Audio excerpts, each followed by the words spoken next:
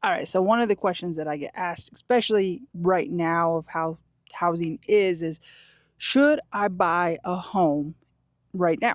Right now, the real estate market, like a challenging course, is a little tricky. Interest rates are higher than we've seen in years. Prices in many areas are still up, even though they're not as rising as fast as they were, so the conditions might not feel perfect. Now, I understand you're thinking on interest rates, right? So interest rates are high, house prices seem high, so it might not be the best time to buy, but let's get real right now. Now, I know high interest rates are scary, and I get that, but the thing is that you can change an interest rate. You cannot change a purchase price of a home. If you're buying with the intention of staying put for a long time, locking in now might make sense, because even if rates dip, you can refinance down the line. Oh! I wish I turned the camera for that one. Hit the freaking pole. Now, you won't always get perfect conditions. The question is, do you have the right strategy in place for your financial shock? You've got to look at your overall game plan. Do you have a solid down payment? Can you handle a higher monthly payment if rates stay where they are? How long are you planning to stay in your home? Every golf course has its hazards. Oh no, babe, we're going to the sand. Okay, you gotta do better than me. And every real estate market has its risks. Interest rates going even higher or home values fluctuating.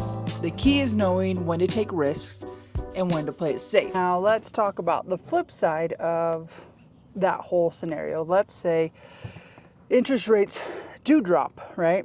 That means that so many people are going to get into the market, and you know what that means? Everybody's excited, and housing prices go up. And like we talked about before, houses prices go up. That's something that you cannot change. If you have to overspend on a home, you overspend on a home. If you have a high interest rate, you can fix it. So take that information how you will. 234 yards. So, yeah, for sure.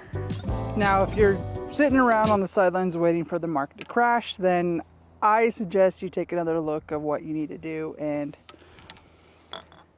see what you can do. Talk to a lender and see what they can do. But I wouldn't sit on the sidelines because I'm scared.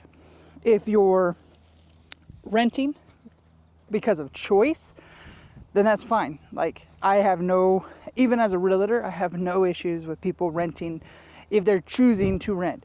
But if you're renting because you're afraid of the market, you're afraid of housing, you're afraid the prices are too high or interest rates are too high, then you're sitting on the sidelines and you're never going to be in the game. So you just have to get going.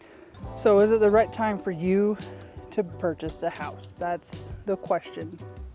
And the answer is, just depends. If you're in a good position to do it, then do it. But don't put yourself out. Don't make yourself house poor. And don't do it because somebody told you to do it. And don't not do it.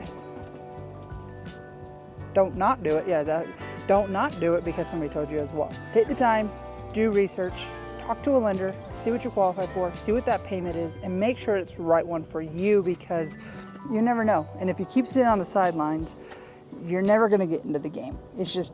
I know that's an old cliche and whatever, but it is the truth. I don't think, in my personal opinion, I don't think homes or interest rates are going to drop. It's going to be very, very slim chance to none that it's going to ever drop to a 2 or 3. I think your average is going to be a 5 to 6, and if we're lucky, maybe a 4.